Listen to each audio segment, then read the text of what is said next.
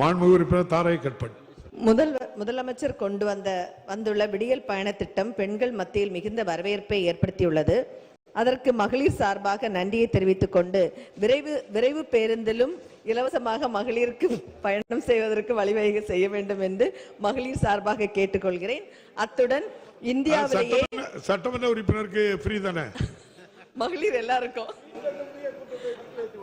இந்தியாவிலேயே எவர்கிரீன் மாவட்டமான குமரி மாவட்டத்தில் மலையும் காடும் இயற்கையும் நிரம்பி வழியும் இளவங்கோடு தொகுதியில் சுற்றுலாவையும் ஆயுர்வேதத்தையும் மேம்படுத்தும் வகையில் மார்த்தாண்டத்தில் இருந்து பயணம் வழியாக சிதறால் மலைக்கோயில், அருமனை, திருவரம்பு, திருப்பரப்பு நீர்வீழ்ச்சி, நெட்டா நீர்பிடிப்பு பகுதி ஆகியவற்றில் இணைத்து பேருந்தை இயக்கி சுற்றுலா பயணிகள் வசதிக்காக புதிய பேருந்தை இயக்குவதுடன் 85A மார்த்தாண்டம் கழுவந்திட்டை பறக்குந்து வழியாக பரச்சமூடு செல்கின்ற பேருந்து இரவு 7 மணிக்கு மேல் இயக்கப்படுவதில்லை.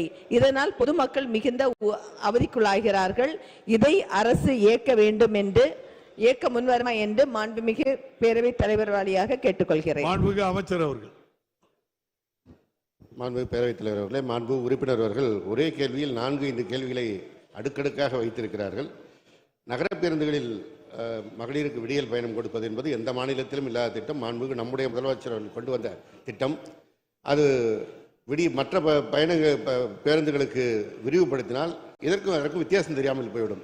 ஏதாவது ஒன்றில் கொடுத்தால்தான் அதனுடைய அருமை தெரியும். எனவே இப்போதைக்கு இதுவே போனதுமாக இருக்கிறது. அதே போன்று சுற்றுலா பணி வழித்தடங்களை இணைக்க வேண்டும் என்று மாண்புமிகு உறுப்பினர் அவர்கள் கோரிக்கை வைக்காமல் இதே போன்று சுற்றுலா இடங்களை இணைத்து ஒரு வழித்தடம் இயக்கப்படுகிறது.